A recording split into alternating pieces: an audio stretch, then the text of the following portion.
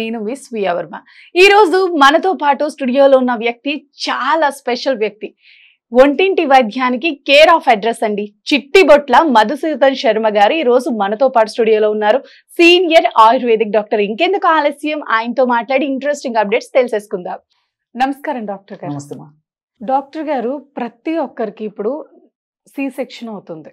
In case గర్భిణీ స్త్రీలకి normal delivery అనేది ఇంపాసిబుల్ అవుతుంది. ఇప్పుడు ఇంకొక 2-3 నెలల్లో మాకు తెలిసిన వాళ్ళకి డెలివరీ అవ్వాల్సి ఉంది.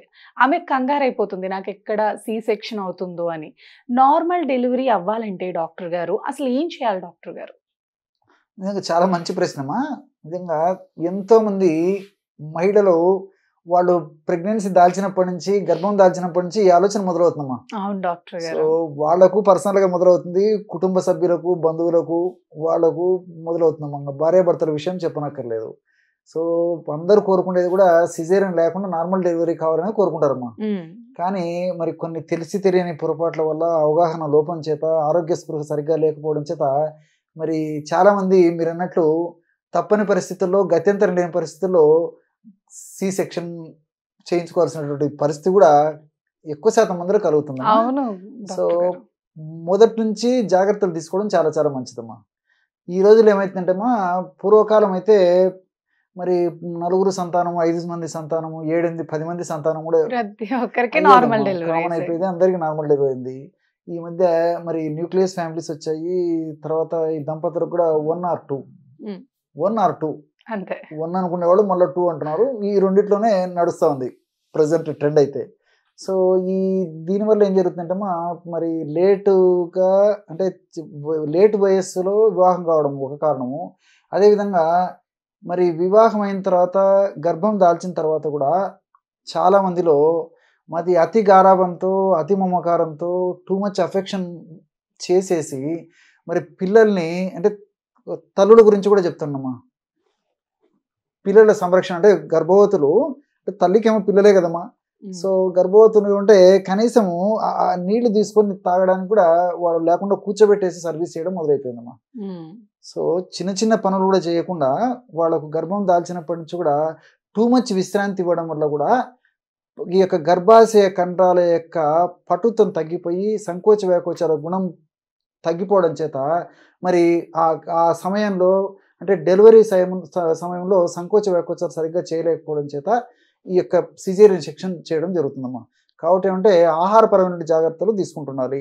అంటే గర్భం దాల్చినప్పటి నుంచి, లేకపోతే ప్లాన్ వేసుకున్నప్పటి నుంచి కూడా, ప్రెగ్నెన్సీ ప్లాన్ నుంచి కూడా మంచి ఆహారము, పుష్టికరమైన ఆహారము, పోషకతుల్యమైన ఆహారము, దేహానికి ఉపయోగపడే ఆహారం తీసుకోవాలి. కానీ junk food, fast foods, bakery foods ఇలాంటివన్నీ కూడా ఎంత అవాయిడ్ చేయగలిగితే అంత మంచిది. అదేవిధంగా మినిమం ఎక్సర్సైజ్ అమ్మా.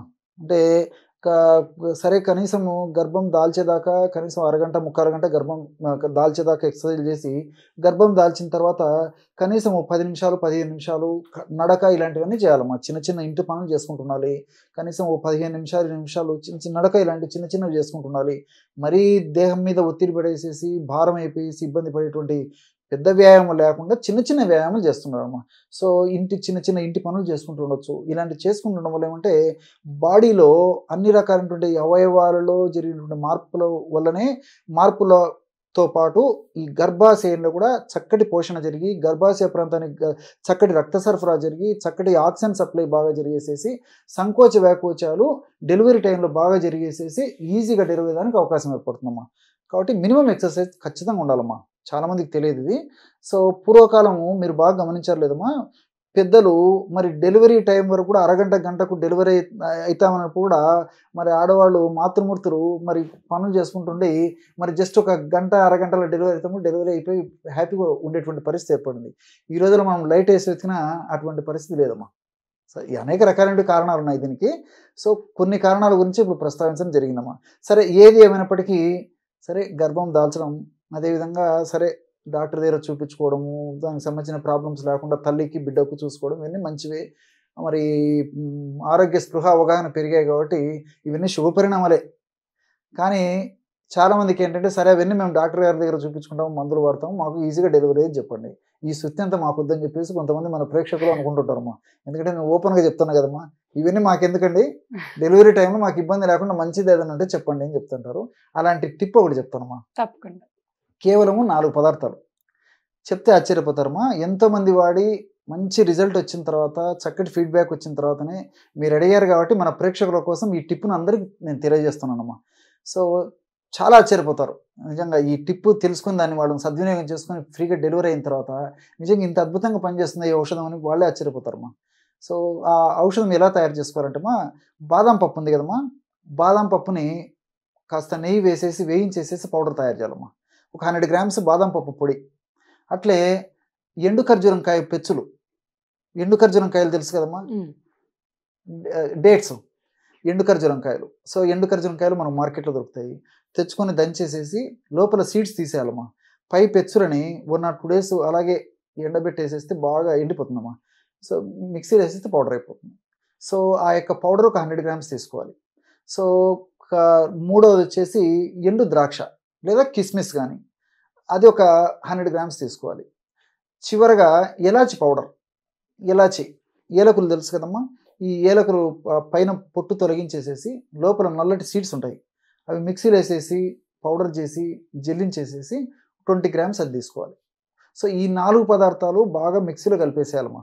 అంటే బాదం పప్పు పొడి ఒక 100 గ్రామ్స్ లేదా 50 గ్రామ్స్ ఎలాగైనా పర్లేదమ్మా. బాదం పప్పు పొడి 100 గ్రామ్స్ తీసుకున్నారు అనుకోండి. అదేవిధంగా ఖర్జూరంకాయ పెచ్చులు 100 గ్రామ్స్. అదే అట్లే మూడవది ఎండు ద్రాక్ష ఆర్ కిస్మిస్, అదొక 100 గ్రామ్స్. ఇలాచి ఒక 20 గ్రామ్స్. ఇవన్నీ మిక్సీలో వేసేసి బాగా కలిపేసేయాలమ్మా.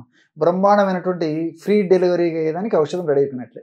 దీన్ని ఒక గాజు సీసాలో నిల్వ ఉంచుకొని రోజు ఉదయం ఒక్కసారి, రాత్రిపూట పడుకునేటప్పుడు ఒక్కసారమ్మా. ఉదయం పూట ఆహారానికి ముందు వాడుకోవచ్చు, తర్వాత వాడుకోవచ్చు.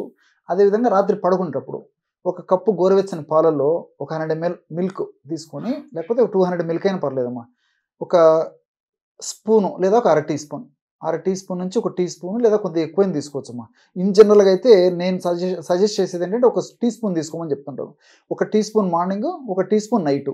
సో ఆ విధంగా తీసుకోవడం వల్ల రోజు 10 గ్రామ్స్ ఔషధం వాడినట్లు అవుతుందమ్మా.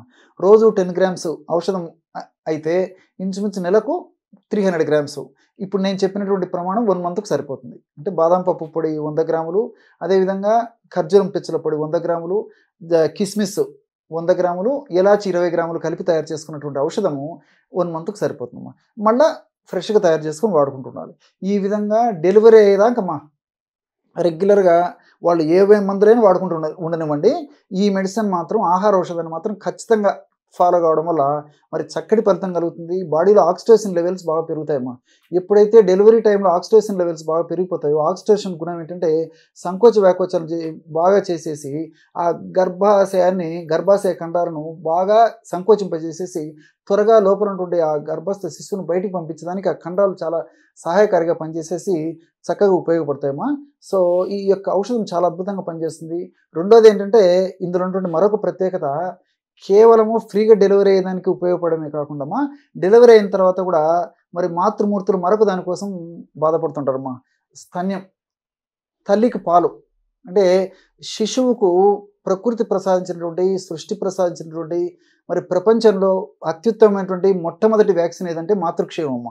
ఆ మాతృక్షీరం బాగా ఉండేందుకు కూడా ఈ యొక్క ఔషధం ఉపయోగపడుతుంది. అంటే కాన్పోయిన తర్వాత కూడా సమృద్ధిగా మరి పిల్లలకి, శిశువుకి తల్లిపాలు పుష్కలంగా లభ్యమయ్యేటట్టు కూడా ఈ యొక్క ఔషధం ఉపయోగపడుతుందమ్మా. ఇది ఫ్రిడ్జ్ లో పెట్టాలండి, నార్మల్ బయట పెట్టాలమ్మా. బయట పెట్టేసి మంత్లీ వన్స్ ఫ్రెష్గా తయారు చేసుకొని వాడుకోవాలి. నమస్కారం డాక్టర్ గారు, ధన్యవాదాలు.